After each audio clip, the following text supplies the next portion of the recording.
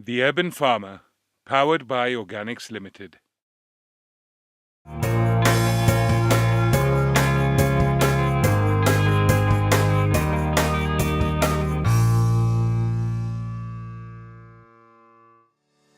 Right, so we're in the process now of setting up these things. Alright, this is where I want to know how you do it, Sven. Good, it's very easy. So basically, shade net has become one of our best friends in the last 5 years. We've cut a piece of shade net, yeah, about a square.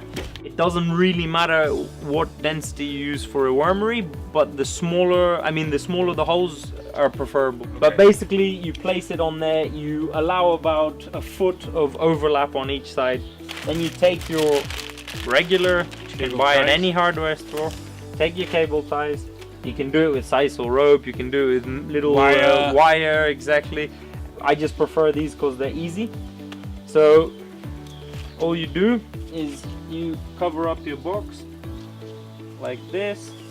The important thing is to always do it tightly.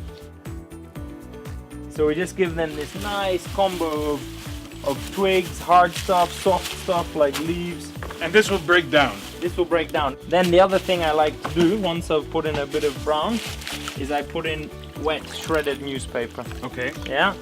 And I just lay a nice... So that brings in the moisture as well. That starts to bring in the moisture. We'll water this again. But basically... And then it's the exact same if you use dry newspaper. I mean, I'm not saying ink is good for earthworms, but I don't think it affects them too much. Okay. I've never had a problem.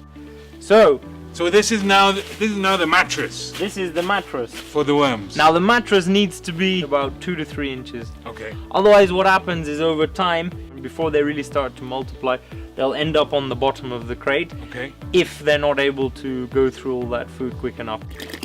Now, this is fresh worm tea, so it's got the bacteria, and that's kind of just giving them a helping hand, really. So the other thing we can straight away add is I took some of these sukumas which were pretty much finished, and what we can do is give them some nice fresh green material.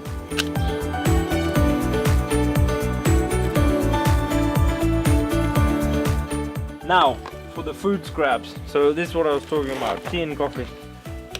Basically, you can either just put your coffee straight into it like that, or this is tea. But I like to put that entire baggie in there too, because when it gets dry, it soaks up the moisture.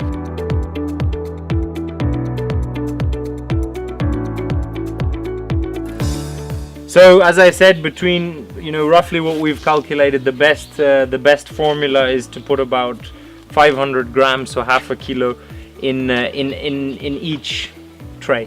Okay. Yeah. So go ahead. So here we go. These are the worms in their castings, and we'll just chuck them on. And they'll start migrating down away from the light because they don't like light. There you go. That's worm farming. Perfect.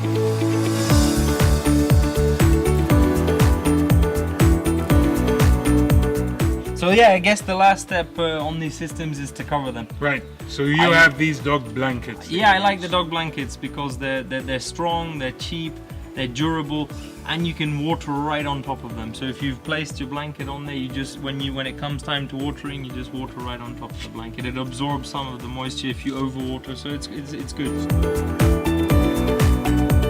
Alright, so here we've got a compost tumbler. I use these because then I can guarantee the compost gets turned. I don't need to rely on other people who might be lazy. And the other thing is I can also put food scraps in it because the rats really struggle to get in here. Okay. But I don't. Instead, what we're going to do is we're going to add a generous hand of worm castings into a bucket of water to create a really strong solution of vermi-liquid compost. This is the real way to do it. Okay. Right, and then what's also nice to do is just to add occasionally a couple of handfuls of worm castings and worms into your compost. Okay. Because they will dramatically improve your compost as well. So I'm not going to use this compost for another 2 weeks, but by the time that 2 weeks comes around, it will hopefully be full of lots of beneficial bacteria as well as some good worms. And then now you just chuck the water in. And now I'm going to chuck the water in, which is a very concentrated solution. I'll probably let it trickle down, close the lid, and in 2 weeks time I'll come and set this up and set up my new garden in time for the rains. Nice. Right, Sven, thanks a lot. No problem. We've learnt a lot about vermicompost, worms, and how beneficial they can be to your garden. Yeah. I think it's interesting to see that you can use them in different ways. You can use them straight onto your plants. You can put them in your compost, and those small little red wrigglers can really help you out in the long run. So I really appreciate that. I'm going to go and try it out at home. Yeah, do that. Next time you come, you can check it out and see if Dennis and I have done a good job. Yeah. But there's one thing that we're left to do. We're both fishermen.